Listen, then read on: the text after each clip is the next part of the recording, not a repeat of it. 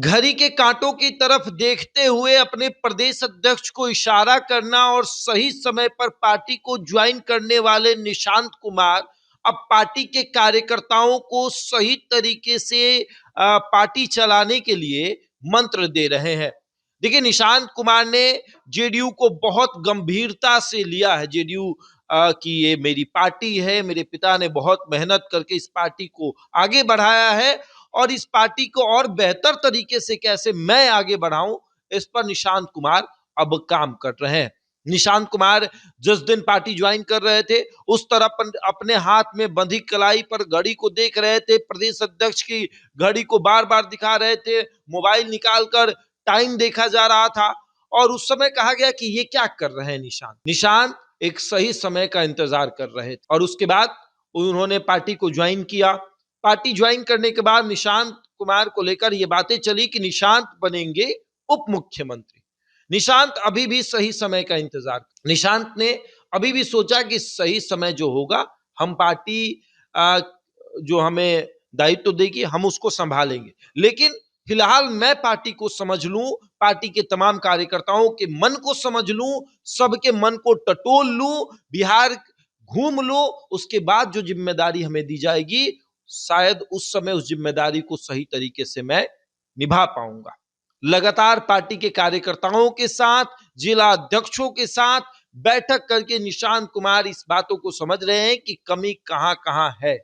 उस कमी को किस तरीके से दूर किया जा सकता है, उस कमी पर किस तरीके से हम काम कर सकते। निशांत कुमार पार्टी के कार्यकर्ताओं को यह बात बता रहे हैं कि देखिए, मायूस नहीं होना, उप मुख्यमंत्री मैं बनूं या पार्टी का कोई सदस्य बने, बना तो अपने पार्टी का कोई है। अब मुख्यमंत्री आप ये सोचे कि जीवन भर हमारे दल में रहे, ये संभव नहीं है। हमारी गठबंधन की सरकार है, कभी उन्हें भी मुख्यमंत्री बनने का अवसर मिलना चाहिए। और रहा बात उप मुख्यमंत्री का, तो विजय चौधरी और विजेंद्र यादव एक ऐसे नेता है जो हमेशा नीतीश कुमार के साथ और उन्होंने पार्टी के लिए काम किया, तो वैसे लोगों को भी जिम्मेदारी देनी चाहिए, वैसे लोगों को भी मौका मिलना चाहिए। सिर्फ आप ही को सब कुछ मिले ये तो लालच हो जाएगा और ऐसे में कार्यकर्ता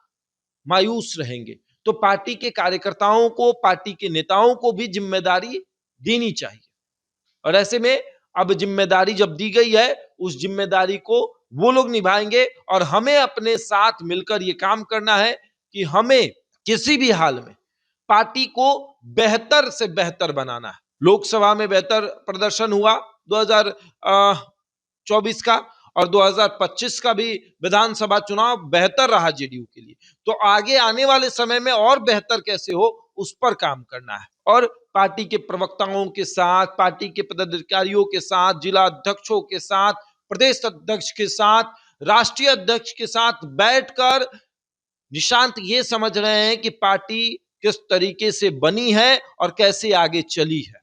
पार्टी का संविधान क्या है, पार्टी के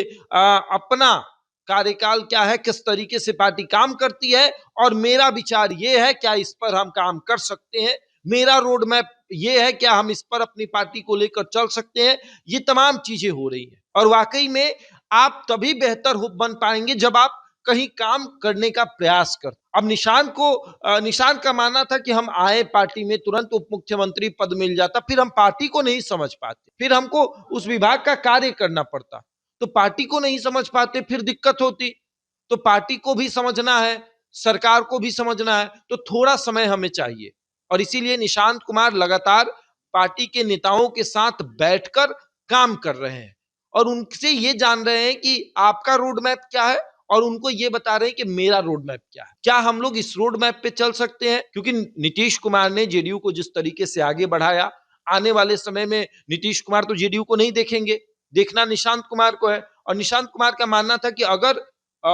सरकारी पदों को अगर मैं संभाल लूं, उप मुख्यमंत्री बन जाऊं या मुख्यमंत्री बन जाऊं, तो फिर मैं वहां उलझ जाऊंगा, पार्टी को नहीं देख पाऊंगा, तो पार्टी को देखना बहुत जरूरी है। और अब निशांत कुमार पार्टी के तमाम नेताओं और कार्यकर्ताओं के साथ बैठक करके उन्हें ये समझा रहे हैं कि पार्टी किस तरीके से चलेगी। बहरहाल इस खबर में इतना ही, बने रहे हमारे साथ और देखते रहे द इंडिया टॉप।